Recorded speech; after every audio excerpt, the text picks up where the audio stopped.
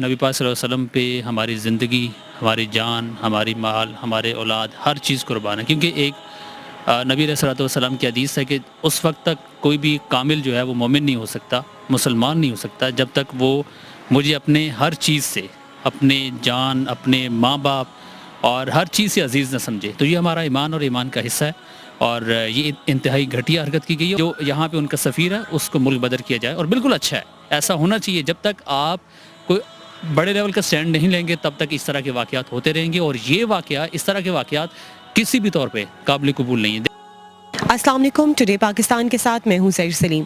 آج کی اس ایپیسوڈ کا ٹاپک تھوڑا سا سینسیٹیو ہے۔ فرانس میں شائع ہونے والے خاکے، نبی پاک صلی اللہ علیہ وآلہ وسلم پر ہمارا سب کچھ قربان ہے۔ ہم ان کے خلاف کوئی بھی گستاخانہ بات برداشت نہیں کر سکتے، بلکہ کوئی بھی کلمہ گو ان کے خلاف کوئی بھی گستاخی سے بھرا کلمہ برداشت نہیں کر سکتا۔ فرانس میں شائع ہونے والے خاکوں کے بعد تمام عالم اسلام میں ایک غم و غصے کی لہر دیکھنے میں آئی ہے۔ لوگ مختلف طریقوں سے اپنے غم و غصے کا اظہار کر رہے ہیں۔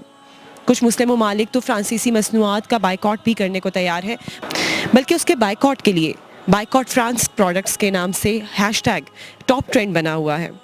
آج ہم عوام سے جانتے ہیں کہ ان کی اس کے حوالے سے کیا رائے ہے اور وہ کیا نظریہ رکھتے ہیں۔ آئیے میرے ساتھ۔ خرم شہزاد صاحب، مجھے یہ بتائیے کہ ابھی ریسنٹلی جو فرانس میں خاکے شائع ہوئے ہیں، گستاخانہ خاکے انہیں میں کہوں گی، ان کے حوالے سے سب سے پہلے تو مجھے یہ بتائیں آپ کی کیا رائے ہے، آپ کیا کہنا چاہتے ہیں؟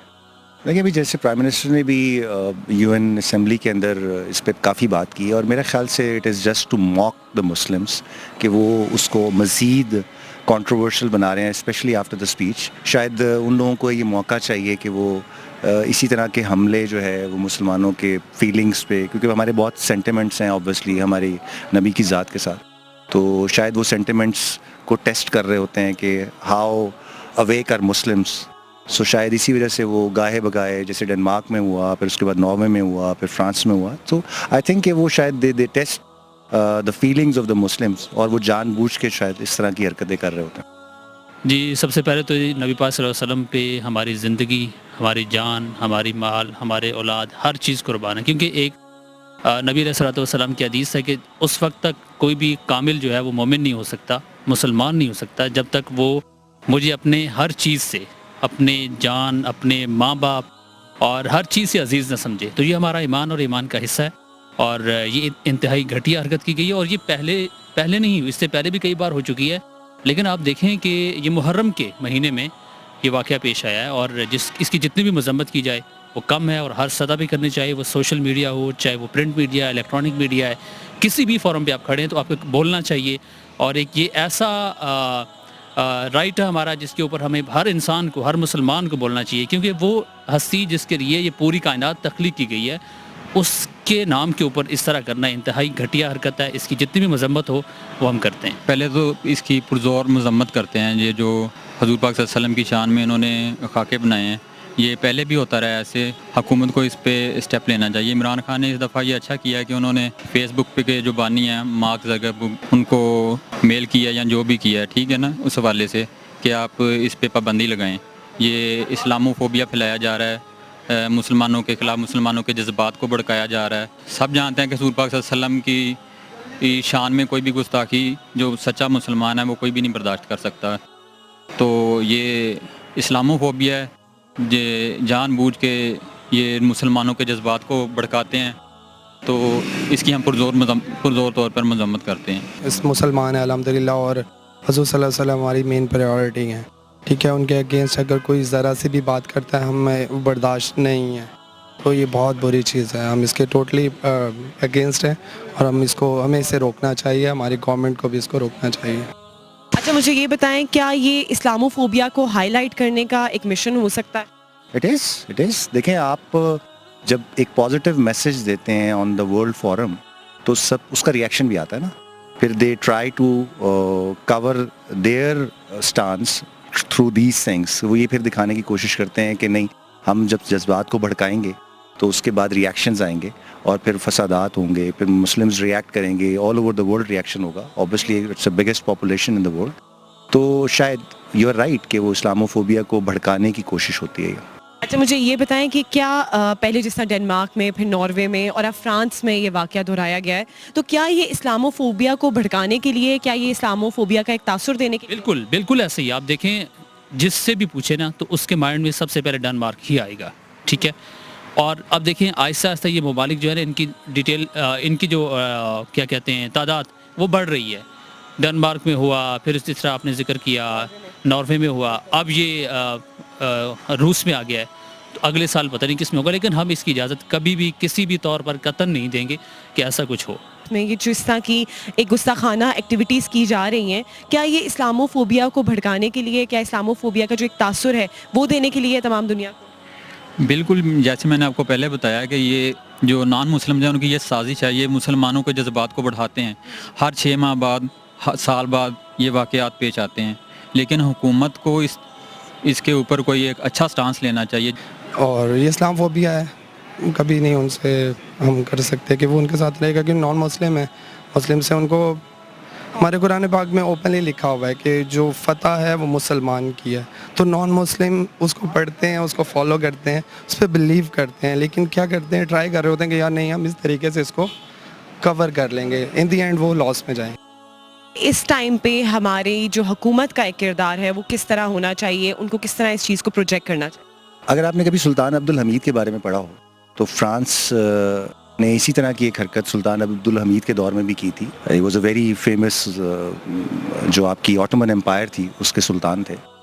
تو انہوں نے جو ہے اس کا ایک فوری طور پہ علاج یہ کیا تھا کہ انہوں نے فرانسیسی سفیر کو بلا کے اس کو یہ سمجھانے کی کوشش کی تھی بہت سخت الفاظ میں کہ اگر آپ نے یہ حرکتیں بند نہ کی تو ہم اس پہ بالکل ریئیکٹ کریں گے، ریٹیلیٹ کریں گے. تو میرے خیال سے شاید گورنمنٹ آف پاکستان کو جو ہے اس پہ فرانسیسی سفیر کو بلانا چاہیے، ان کے سامنے اپنا پروٹیسٹ ریکارڈ کرنا چاہیے، اور اگر وہ اس بات کو نہیں سمجھتے ہیں تو میرا خیال ہے we have no option but to deport ہم. سمپل. حکومت نے جیسا کہ آپ نے سنا بھی ہوگا، دیکھا بھی ہوگا کہ جیسے کل وزیر اعظم صاحب نے گزشتہ روز اس پہ بیان بھی دیا اور سختی سے کہا ہے کہ ہم اس کی مذمت کرتے ہیں، اور بڑا کڑاکے دار بیان تھا ان کا، خاص کر صدر میکرون کی ان کے لیے. اور اس کے ساتھ ساتھ جو ترکی کا ایک بڑا واضح موقف ایسے موقعوں پہ پہلے بھی سامنے آتا رہا، آج بھی رجب طیب اردوان نے جو ہے وہ انہوں نے بیان دیا. تو حکومت جو کر رہی ہے وہ اچھا کر رہی ہے، اور مزید ہم اس سے اچھے کی ہی امید کر سکتے ہیں. آج بھی اسلام آباد کے اندر ایک ریلی کا انعقاد کیا گیا، اور نام نہیں لینا چاہوں گا میں ان کا. تو ان کا بھی یہی تھا کہ جو یہاں پہ ان کا سفیر ہے اس کو ملک بدر کیا جائے، اور بالکل اچھا ہے، ایسا ہونا چاہیے. جب تک آپ بڑے لیول کا سٹینڈ نہیں لیں گے تب تک اس طرح کے واقعات ہوتے رہیں گے، اور یہ واقعہ اس طرح کے واقعات کسی بھی طور پہ قابل قبول نہیں ہے. دیکھیں ہم اسلام ایک امن کا دین ہے، اسلام نے ہمیشہ دوسرے مذاہب کو ساتھ لے کر چلنے کا کہا ہے. ایسا نہیں کہا کہ آپ کسی کے مذہب کو، کسی کے نبی جو ان کے پیغمبر ہیں، جتنے بھی پیغمبر ہیں ہمارے لیے باعث عزت ہیں، باعث تعریف ہیں، ہم ان کو مانتے ہیں، ان کی کتابوں کو مانتے ہیں.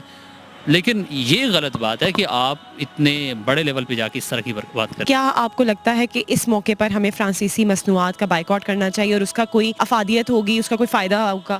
دیکھیے اکانومی کو ہٹ کرنے کے لیے آپ اس طرح کی چیزیں کر سکتے ہیں، لیکن اگین ہم پاکستانی ہیں، اگر ہمیں آپ یہ کہیں گے کہ 1 مہینہ گوشت نہیں کھانا، ہم سٹور کر لیں گے، ہم کھانا بند نہیں کریں گے.